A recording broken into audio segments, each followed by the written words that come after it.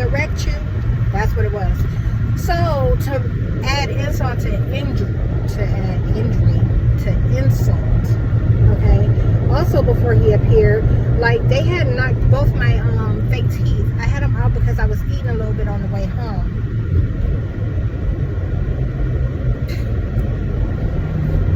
I had them out, and they knocked them in between the seat. Okay, and you know that's a death trap in between the way this car is designed. You know, the sports part of it is a death trap. So for like dropping small objects and things like that. Anyways, this shit. I gotta get out of this world, man. I gotta get out of this world. I hate seeing so much shit just.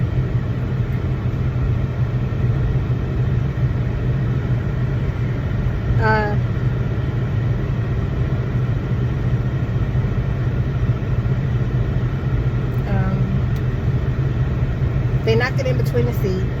I managed to get the front one, right? But I leave it in the car because it's 9 at night, and I'm like, I don't talk to nobody in the small town I live in. So I'm like, it never matters where I leave them, whether I leave them inside or outside. It's just like, you know, before I go, if I go somewhere, I'll grab them. I'm never planning on having an encounter.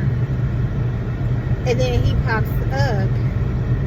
The only one that I have is this one, and it's in the car. So when I come outside, I'm acting like something happened while I was out, and I got this light is never green when I get here.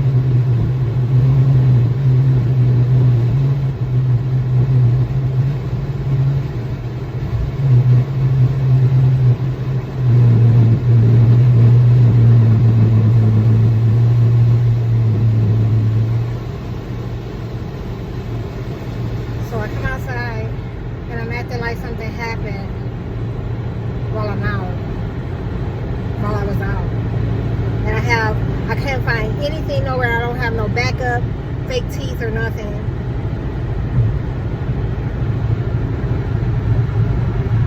And I grab a bonnet and I put the bonnet over my mouth, and I'm acting like something happened when I was out. And I told him it's just because I had to block the air, make sure. They're putting gas fumes in the cabin of the vehicle now.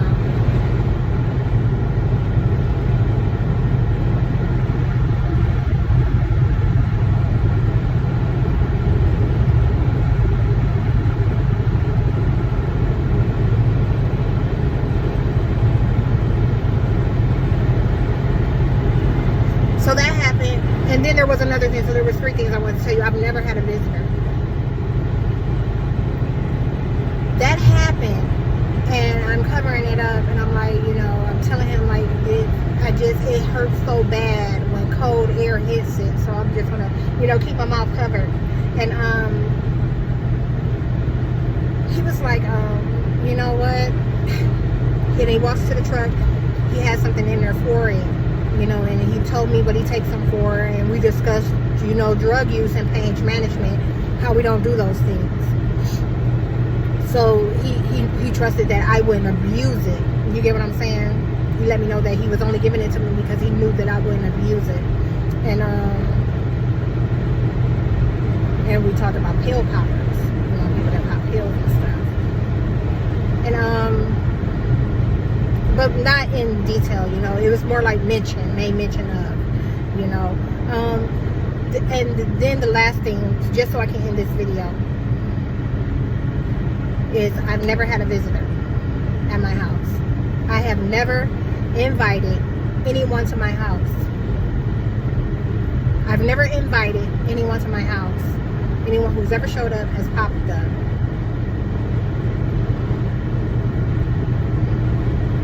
I've never had a visitor.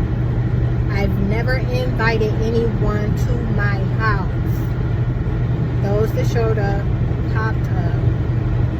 And you know what? Like, it wouldn't be like the guy, let's use the guy that I knew for 20 years, for example. Like, it wouldn't have been nothing if I wasn't on the house with everyone.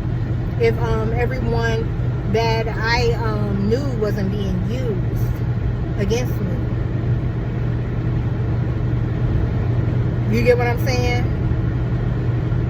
Like, had otherwise this not been going on, and like, you know, like motherfuckers was like just cashing in on the silent torture, like I wouldn't have had a problem with him showing up.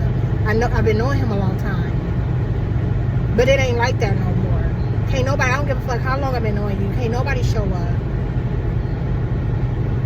So, and when I tell you like the things that I have to say to the government in order for them to not do it again, you wouldn't believe it.